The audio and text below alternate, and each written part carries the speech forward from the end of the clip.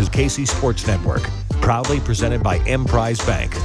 Hello and welcome into this week's edition of Mizzou That's Who here on KC Sports Network. I'm your host, Tucker Franklin, joined as always by Gabe DeArmond and Maggie Johnson. Look, a little weird week for the Missouri Tigers. They played on Black Friday, had a huge win over the Arkansas Razorbacks, Gabe. But there's a lot in front of this team that we can talk about. Still a lot with the Missouri football Tigers that is to be excited and celebrated. But Gabe, how are you doing? I'm doing well. No game this week. So it slowed down a little bit. Very odd. It's a weird feeling that we go from pretty much a game a week outside of, the bye week, but to now, like, all of a sudden nothing for a few weeks now. It always hits me this time of year, like, we just spent like 9 months talking about the season and now it's done. Now it's pretty much over. It's crazy, Maggie. How are you doing? How was your Black Friday into the final week of college football, the full slate of college football? It's been good here. I've spent the last week out here in California. I went to the Notre Dame at Stanford game, so that was pretty cool. Just check out a new stadium. I actually saw Andrew Luck. He just kind of like rolled past on a bike with his kid, like in the back of one of those like carriage things. Seems about right. Was he in his Civil War uniform? In his what uniform? Like as Colonel Luck or whatever? Oh, it was very weird. He didn't even look like himself. He's very like thin now. Doesn't look like he was ever played NFL quarterback. I don't even know if he actually ever did play NFL quarterback. He was like, kind of in and out, never really played. But yeah, that was super cool. But just to like see him, I met Emmitt Smith. I don't know if you guys saw that on my Twitter, but I met Emmitt Smith. So that was I was like, my pleasure. I like shook his hand. I was like, my pleasure to meet him. But yeah, it's been super cool out here. Enjoying the weather, and by the way, we're probably not going to play before Christmas. I know we joked about that last year, but not gonna get the kids home for the holidays. We should just do a segment of the podcast that's like, where is Maggie this weekend and what famous things? Where in the world is Carmen Sandiego style? Yeah, pretty much. Wow, I don't know if I can one up that weekend. I just like sat at home. That's all I did. You won. I guess. But last full weekend of college football in the books. I mean, they really spread it out, right, with all these Black Friday games now. Had a really good Saturday slate of rivalry weekend, but not as many upsets as we probably would have liked to see. Alabama's 4th and 31, 4th and forever, 4th and a mile, whatever you want to call it, was something to behold. I was kind of pulling for Auburn in that one just for Missouri's sake to see how far Missouri can sneak up in that. But still, Alabama does Alabama things. But let's briefly talk about the Missouri-Arkansas game since we haven't talked about it since we last talked. 48-14 win. Gabe, I guess the first question I want to ask you, would that game have been any different with KJ Jefferson at quarterback? I think it probably would have been a little bit different. Maybe not a lot, because I don't think Arkansas was very interested in being there at any point. Right. I think they lost any interest in being there once KJ got hurt. But I legitimately was kind of trading messages with people in the third quarter saying, is this the kind of thing that makes the Arkansas AD change his mind about what he said earlier in the week? Because, I mean, that was one of the start to finish worst performances I've ever seen while Missouri was trying. Once Missouri quit trying, Arkansas scored 2 touchdowns. But I mean, the sequence where Brett Norfleet scores a touchdown in which he is completely uncovered, and then Arkansas fumbles the kickoff, then Brett Norfleet scores another touchdown on which he is completely uncovered, is like, it's okay. Missouri's already covered. Even if you have money on this game, you can stop doing this. Don't make it so obvious. And I mean, our defense kind of just dominated that game too. I think, Tristan Newsom had 15 tackles, 2 for loss. Chuck Hicks had 3.5 tackles for loss.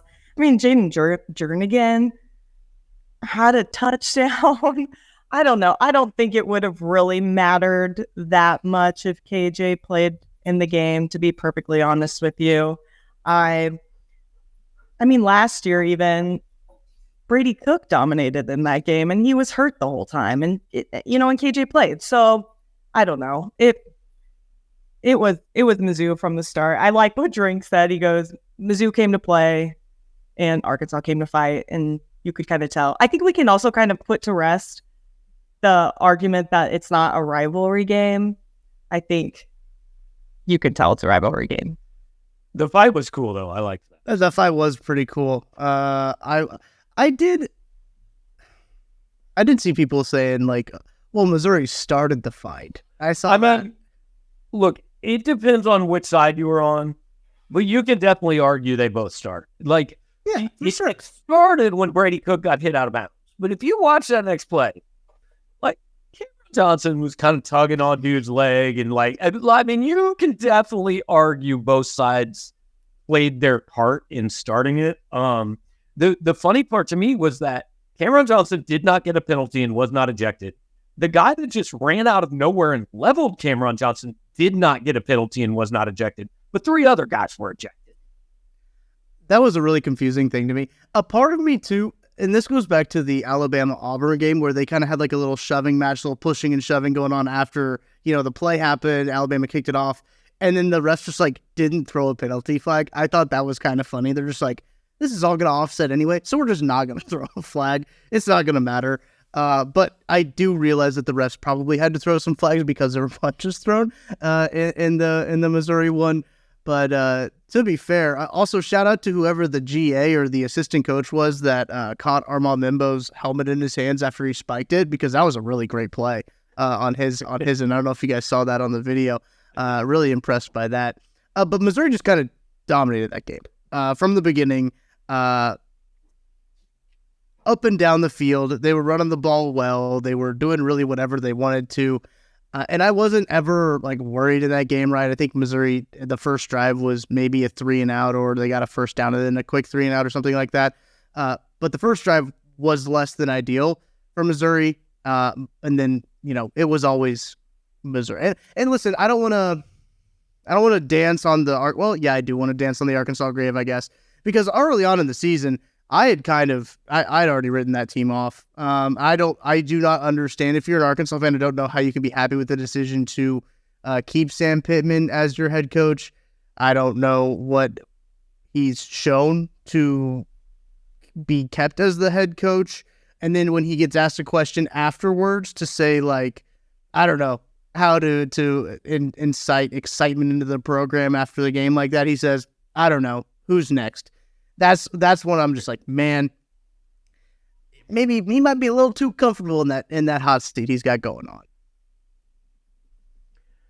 Yeah, it wasn't a great week for Arkansas fans. They lost to North Carolina earlier in the day in basketball. And then I think Arkansas fans would have been happy with the results of that game had it ended with Pittman getting fired. But the fact they already knew he was coming back, then I think at that point you go, well, that'd be cool if we tried to win the game. Well, we're not trying to do that. So it was a rough. What do you think is the point of keeping him around, though? Well, I think they probably did some back channeling to find out, hey, is anybody interested? Maybe not. But also, I mean, he won 2 years ago. He won 9 games. And look, it's been going the wrong direction, it looks like. But I don't think giving him one more year is like the worst thing. I mean, I don't know that.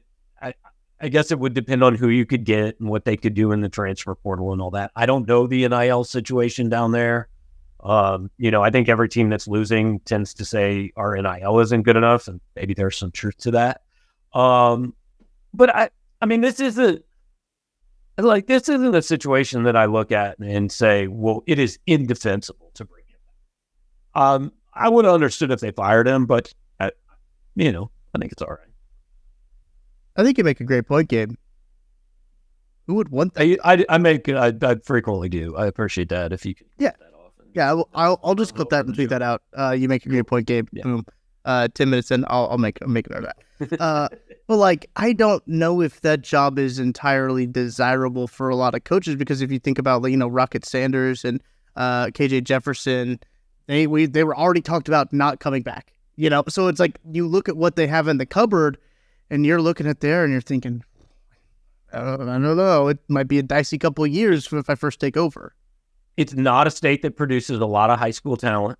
Correct. Oklahoma and Texas are coming in. And here's the thing. I thought about this with the whole Mark Stoops soap opera on Saturday night. And I actually went to bed Saturday night thinking he was Texas A&M's coach. And then I woke up Sunday morning to find out he wasn't. But like, Mark Stoops can be at a place for $9 million a year, where if he wins 7 games every year, he's never getting fired. Right. They might not build a statue of him, but he's going to make $9 million a year, as many years as he wants to go win 7 or 8 games. You do that at A&M twice, you're getting fired. So, you know, you've got to be at a place that kind of understands what it is. And I think Arkansas is one of those places that maybe doesn't have a full grip on what it is because of what it was like in the 1960s. Yeah. But that was a long time ago. And, you know, I've said this about Missouri coaches, just so this doesn't seem like I'm just crapping on Arkansas. Like, you win 8 games a year at Missouri, you're never getting fired. Nobody's ever going to tell you to leave if you win 8 games every year. And, I understand Sam Pittman did not win 8 games, but I just wonder what the expectations and standards are that would be accepted. Yeah, I just think it gets to a point where character can only get you so far, and I understand that they like his character.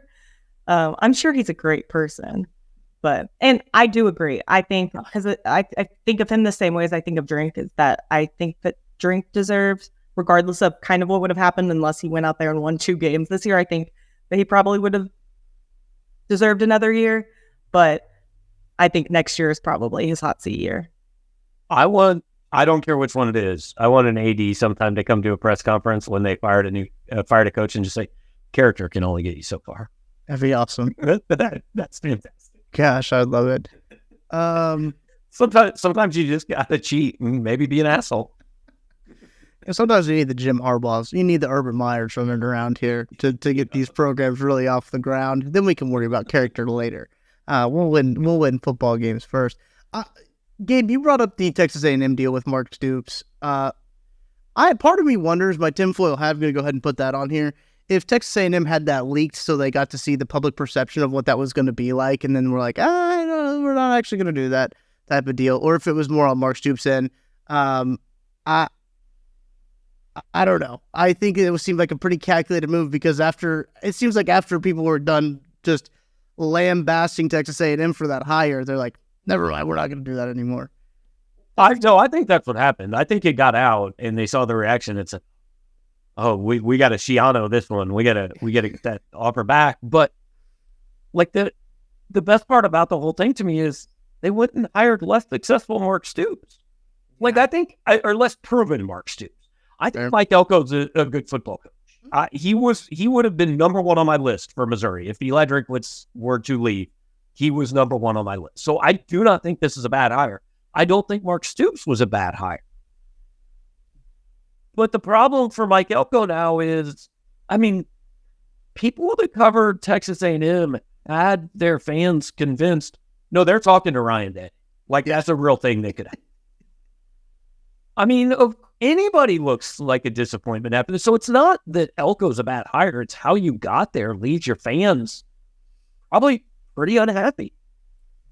Where was Elko at before he was at Duke? Because he was defensive coordinator. He was their defensive coordinator. Because the way I feel about Stoops is, like, at least he's been recruiting some high-end people at an SEC school. So for me, like, I would rather have somebody that's been doing that for years, and he's been getting some good recruits at Kentucky. I don't know. I feel like he's kind of underachieved this year. The way that they started at Duke was pretty good. And I know they had an injury to their quarterback, but they kind of went downhill pretty fast the second half of the season at Duke. Well, the good thing about A&M, though, is, like, we were talking about whether Arkansas understands their expectations. I mean, A&M very level-headed. they will be very reasonable with Mike. Very reasonable. I don't understand. I don't understand why they're so.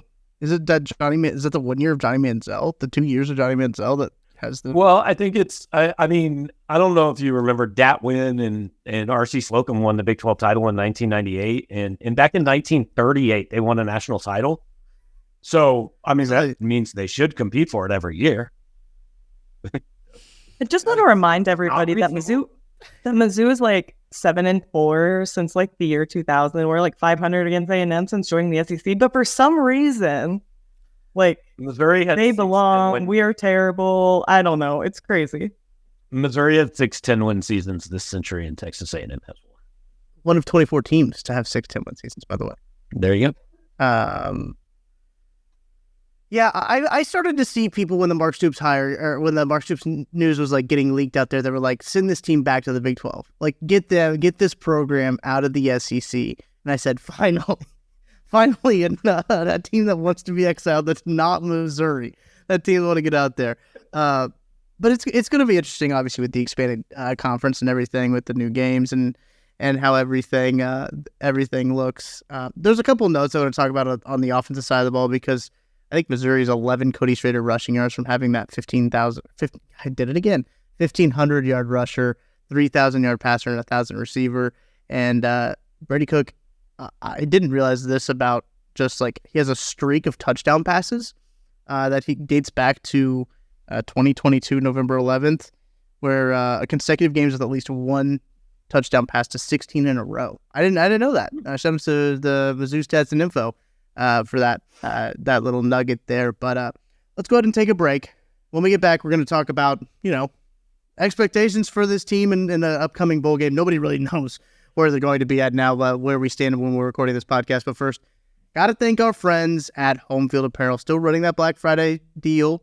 Still running that Black Friday sale. If you're still listening to this on Monday, they got that. Use code Black Friday at checkout for 20% off. You can also, if it's your first time purchasing, maybe you didn't get to it by the time the Black Friday deal is done, you can use code KCSN23 at checkout for 15% off your first order. They got all kinds of great stuff from Washington to, I'm not going to plug Tulane anymore because that might be a Missouri opponent that we could see coming up here pretty recently. But Toledo, if you're into the Rockets, you can go check some of their stuff out. Bowling Green, if you're into their rival, you can go check them out as well. But they got all kinds of good stuff at homefieldapparel.com. Go check them out. We're going to take a break. When we get back, we're talking New Year's 6 for the Missouri Tigers. Very exciting time to be a Missouri Tigers football fan. Stick with us. Thanks for listening to KC Sports Network. Make sure you download our new app. Find it on the App Store or Google Play. Just search KC Sports Network. Welcome back into Mizzou That Zoo here on KC Sports Network. Missouri caps off their season, impressive win over an Arkansas team that wasn't the Arkansas team that we thought they were going to be at the start of the season. But let's talk some bowl projections. 'Tis the season. Now, we haven't really talked a whole lot of bowl projections on this on the podcast really a whole lot this year. Maybe less than we did last year because we were really bowl hunting at the end of the season there with Missouri needing that win over Arkansas the last game of the season last year to become bowl eligible. They've been bowl eligible for a minute now. And they could have been in the hunt for the college football playoff if they beat LSU. We can probably have a conversation about that. But, Gabe, New Year's Six Bowl for the Missouri Tigers seems almost a lock. You're muted, Gabe. Almost a lot, yes. Nothing's ever completely a lot. Like the committee, literally, I think people have to understand. These Tuesday shows are for entertainment and to get people talking. Like the committee could rank Missouri 3rd tomorrow night and then come back and rank them 13th next Sunday. I mean, we don't know for sure, right? I don't think it's going to happen, but it could happen. Well, yeah, it seems barring Oklahoma State winning and Iowa winning and Florida State and Alabama both remaining above Missouri. Like all of those things have to happen. And if they all happen, and they're not all going to happen because there's 0.01% chance that Iowa beats Michigan. But if all those things happen, Missouri could fall to the Citrus Bowl. I think they will be in the Peach, Cotton, or Fiesta, and we don't really have any idea like how they fill those or why they get the matchups or why anybody goes where they go. I did get great joy. I think it was at 20-0 in the Arkansas game. I tweeted out, if you were interested in looking for airfares, I might recommend Phoenix, Dallas, or Atlanta. And I had a number of people say, oh my God, I can't believe you're doing this. Then you have not watched the first 27 minutes of this game because Arkansas could not beat Hickman today. So we're good. I had already thought about booking some airfare to one of them, but I was like, and then using, getting my points back. But I was like, I'm going to do this. And then it's not going to be that place. So I was like, I'll just wait. But the only thing that bothers me, because I was like, I would love for it to be in Dallas because we have such a large alumni base in Dallas. So I think that would be a great place. I'm just like, but I know that if we do Dallas, we'll 100% get Texas in that bowl or something silly. See, that's what I kind of thought. But I've seen a lot of projections that have Texas to the Fiesta Bowl because even though Texas would sell out the Cotton Bowl, they're not buying any hotel rooms. They're not spending 5 days there, going to restaurants, things like that. And the other thing is, and like, I completely understand, like, Texas isn't the coolest matchup to me either, because I've seen that a number of times. And I understand everybody has their preference, and everybody might like 1, 2, 3. But in the end, like, this is a big deal for Missouri to be in one of these bowl games, regardless of which one it is, and regardless of who they play. And I don't think there are people complaining about it. I don't think anybody's going, well, I would rather go play the Gasparilla Bowl than play this team in that bowl. But, this is a I don't know if you guys saw this. We don't play that well in Atlanta, so I'd rather go to Dallas. Pop-Tarts Bowl came out with a mascot that's an edible mascot. I don't know if you saw this. I just did see that, actually, yes. It'd be a pretty cool bowl. I tend to pick bowls, and one of the factors is like, well, what will the media gets be? How will they treat the Pop-Tarts Bowl? Oh, that'd be pretty sick. Cheez-It Bowl? Yeah, I'm there. Cheez-Its did have 2 bowls, and I think the Pop-Tarts Bowl was the Cheez-It Bowl. Yeah, and now the you do like a partnership, you get Cheez-Its and Pop-Tarts. I would cover that game. If they did that, I would cover that game regardless of who played it. I would submit for credentials, not even knowing either team going to be in it. But it's funny. I think the Cheez-It is now the Fiesta Bowl or something like that. Something that doesn't match Fiesta at all. I always like the Tostitos Fiesta Bowl. I love it. I love a good sponsor partnership that matches really well. I know it doesn't matter, but it matters to me. Every year when the bowl is announced, they'll send out a thing. Hey, please refer in your articles this at the Big Daddy Mowers John Deere Cotton Bowl or whatever it is. Yep. Never once have I ever written any of that. That's not. I'm looking at Jerry Palm's bowl predictions right now, because we don't talk about the other guy. And looking at the New Year's Six games, he has Missouri playing Penn State in the Peach Bowl. I like that matchup personally. I think Missouri matches up well against Penn State. I think it's a very winnable game for Missouri. But what I like about it is they're not facing Tulane. I have this existential fear or dread of playing Tulane and it being a lose-lose situation for Missouri. Gabe, I don't know if you can correct me on this, but I feel like if they get put in a big game with Tulane, if they beat Tulane, yeah, obviously you're supposed to beat Tulane. It's a group of 5 team. And if you lose to Tulane, they're like, oh my gosh, you lost to Tulane, a group of 5 team. That's the only one out of like the at-large that I'm looking at, the Texas, Ohio State, Louisville, Penn State, Washington, Alabama, that I'm like, please do not give me Tulane. I tend to agree. I don't. It would make it feel a little bit less than what it is if you go play the group of 5 team. But somebody has to, right? I mean, USC had to last year, Tulane beat them. I tend to think in situations like that, it is the biggest game probably in the history of that. Now, Tulane would be a little bit different because last year's Cotton Bowl probably would be bigger than playing Missouri in the Peach Bowl. But it's the biggest game most of those kids will ever play. Whereas if Missouri draws Tulane, they're going to go, I kind of feel like we've played 6 games this year that are bigger than that, and so I truly think bowl games usually come down to who cares about it more and who wants to be there more.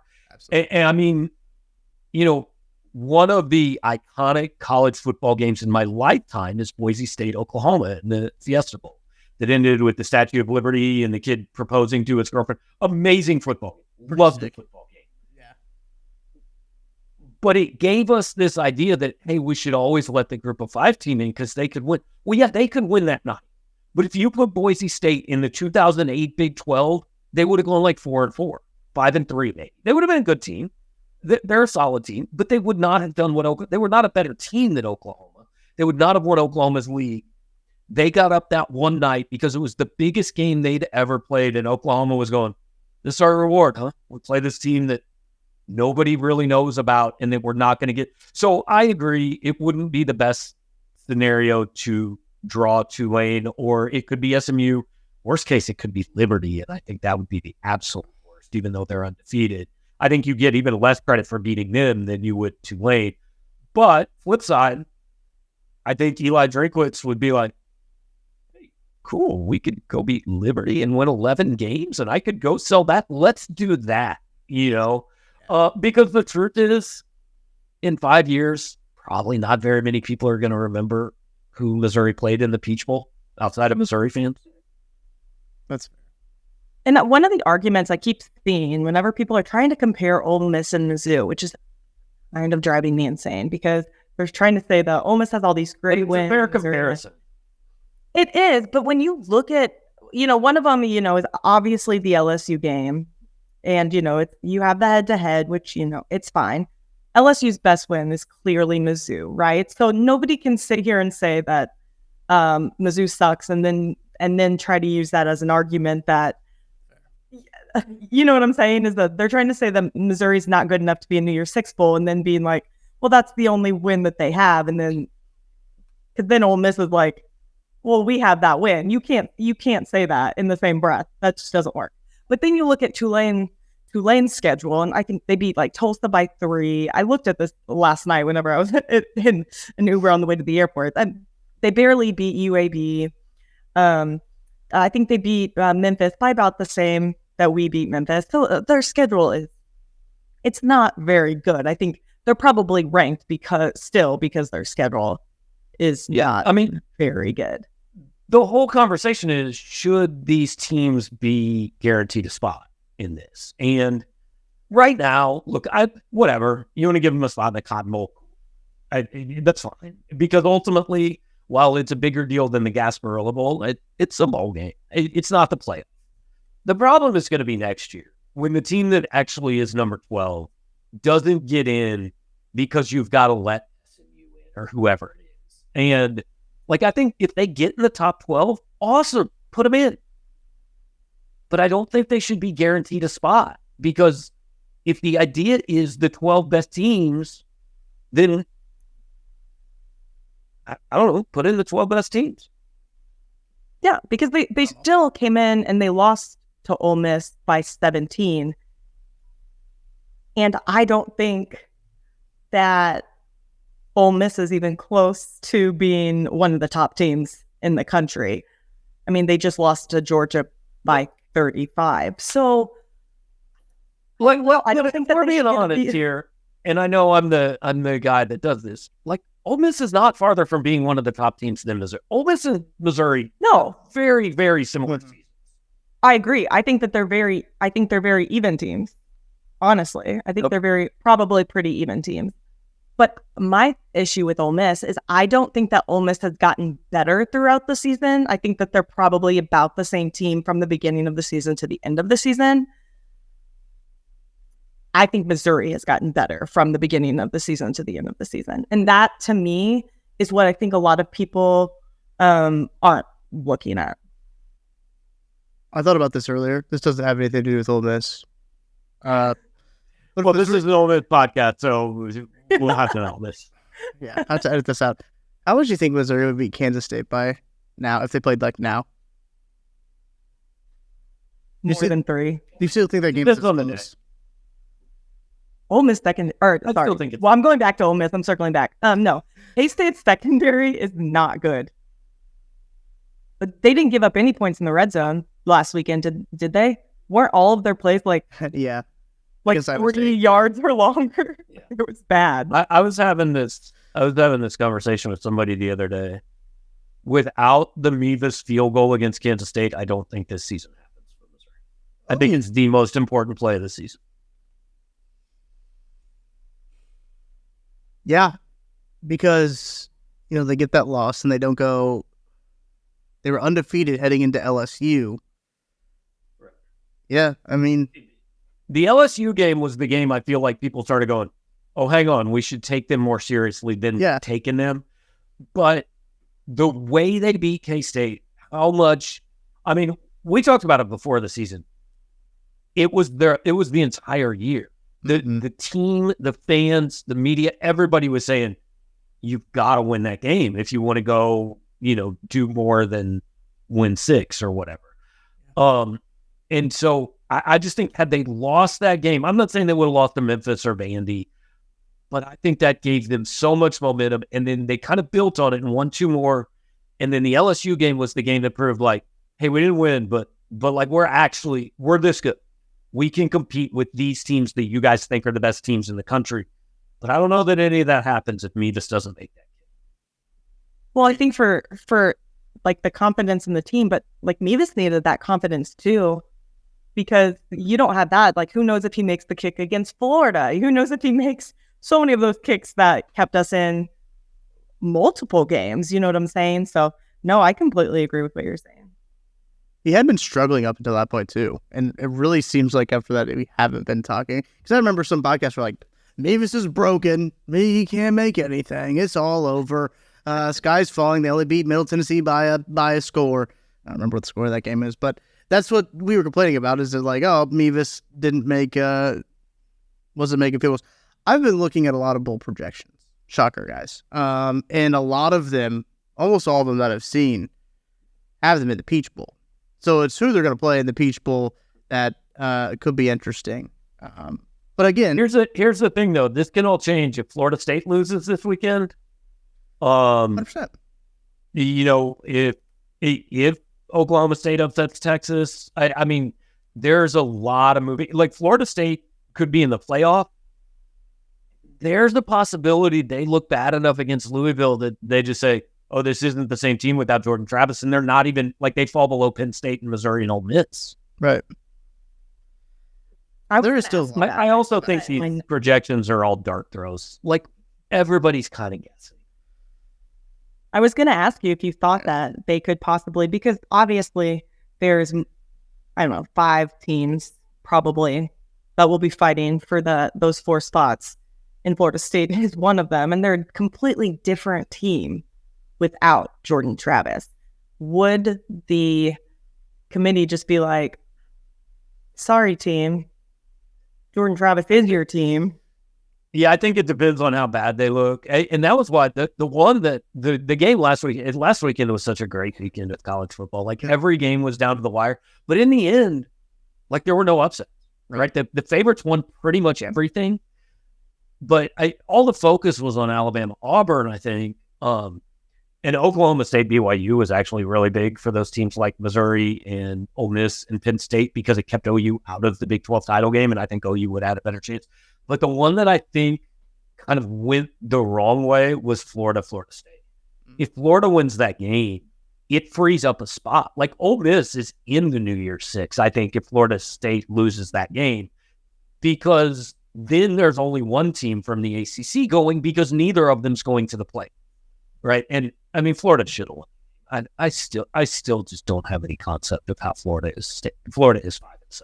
It's insane with the talent they have on the team.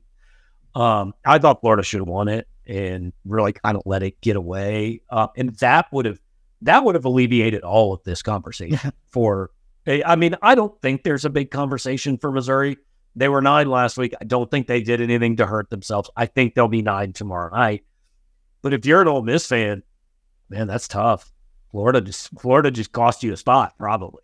I had a tweet in my drafts I still think it might be in my drafts. I'm going to look at it right now. This is great podcasting because I had this queued up on 4th down and 31. The Alabama Crimson Tide have the same record as the Missouri Tigers. That was queued up. I had that ready to go, ready to fire off. Obviously, they don't because Auburn forgot how to play defense. Anytime anybody says, we got Mizzou again, I'm just going to play in the last 2.5 minutes of that game. Yeah. I can't imagine. There was a post on our Auburn board that said, I would rather have an asteroid kill me than continue to support Auburn sports. I mean, that was one of the worst ways to lose a football game I've ever seen. Yeah, you think 4th and 17 is bad? You think 4th and 17 is bad?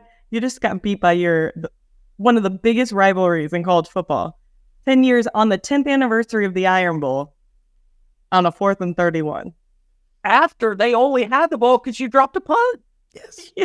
But that's the only reason they got the ball. And then Hugh Freeze, after the game, didn't realize it wasn't his punt returner in the game.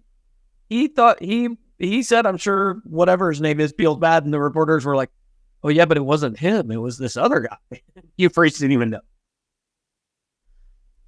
I think it's so. We were doing the Barely Eligible podcast, the college football podcast, and we were talking about all the rivalry games. And I was like, I do not see a way that Auburn is in this game. But Hugh Freeze has a propensity to just forget about every game prior to the big game, right? If you go back to like what he did at Ole Miss that he was at, where he would lose or barely squeak out a game where he very well should have won comfortably, and then the next game, he either upsets the team or is incredibly close. It's a very Hugh Freeze thing to do.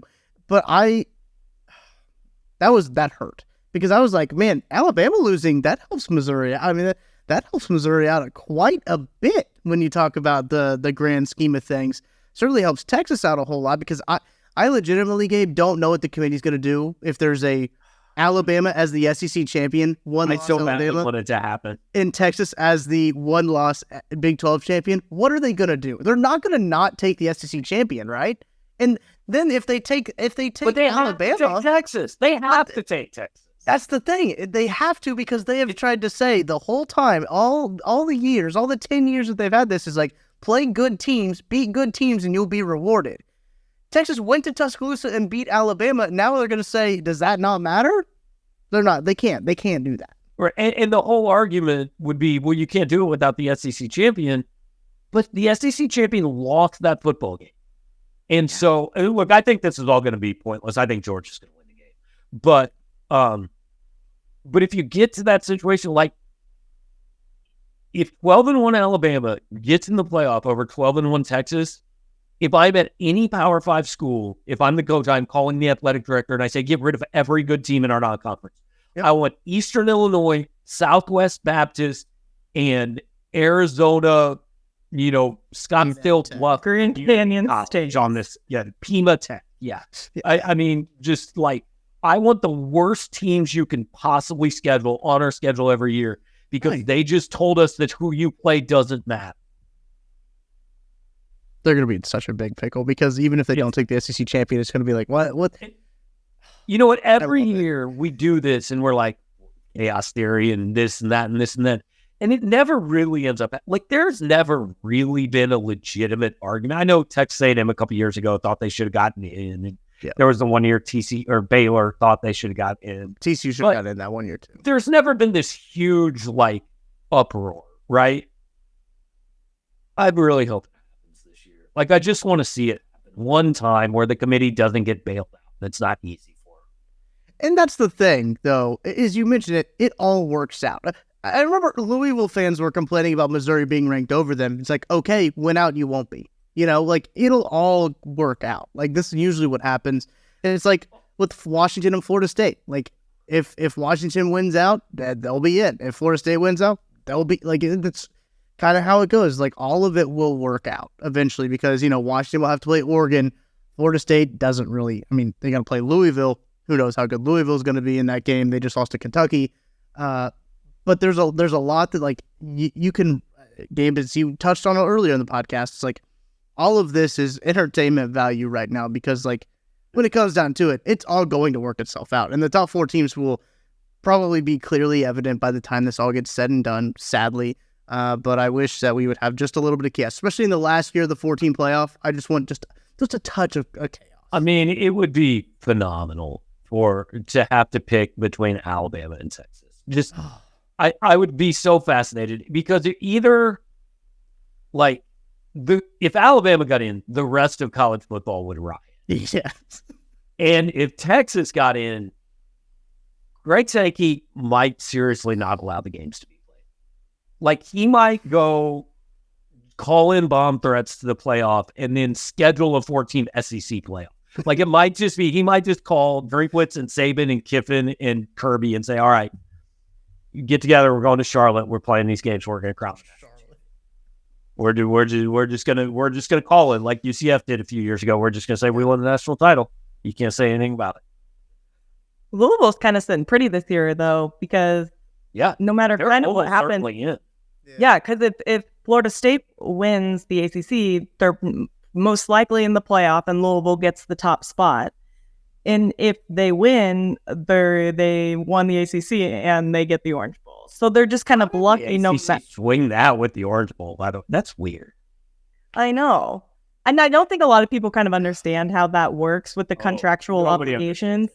I don't think a lot of people understand, and I know we talked about this a few weeks ago with how the New Year's Six Bowls work, but they don't just pick teams. Like, they take the top ranked teams and the conference and it's also not just the top 12, right? Like when and look, I'm with everybody. I don't really understand how Andy Staples got to picking the 12 teams he picked, but whatever, that's fine.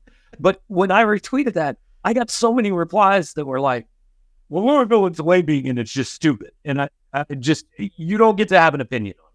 Yeah. If you are this uneducated about how it works, you have to not talk about it. Google's free. Just Google. Google is free. Well, Mizzou's not, but I will explain. There you go. Pay for Mizzou, Google for free. The sales, the Black Friday is probably over by the time this podcast comes out, though. I assume, though, right, Gabe? It depends on how long you take to produce it. They've got to. It's Cyber Monday. Yeah. Okay, I guess that's true. If you're listening to this on Monday, you're fine. But if not, you're screwed. No, you can still pay for it. I'm sure Gabe will take your money whenever. Yeah. They won't bother. Right. Okay. Before we end the podcast, a lot of college football playoff talk right there. But I want to get from each of you guys, who do you want to play? Who's the team that you are most interested? Who's like a matchup that is just like, oh, that would be a fun one. I would enjoy playing that team, or that is most intriguing to you. Gabe, I guess we'll start with you. Pitt State would be cool.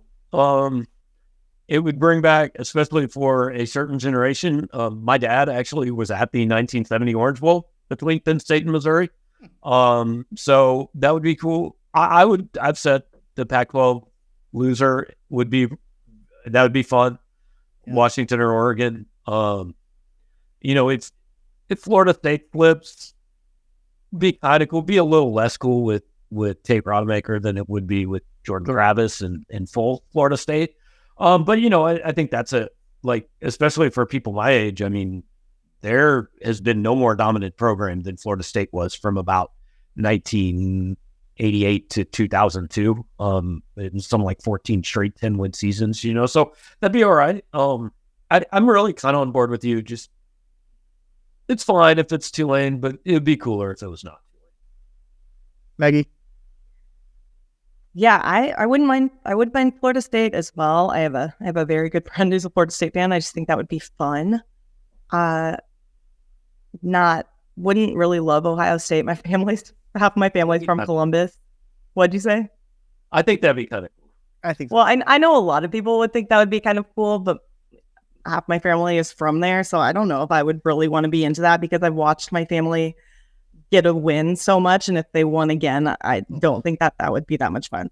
But I wouldn't mind a little redemption playing Texas. I think that would be kind of cool. I think that we are better than Texas this year. I think that we could beat Texas this year, and I think it would be kind of fun beating Texas.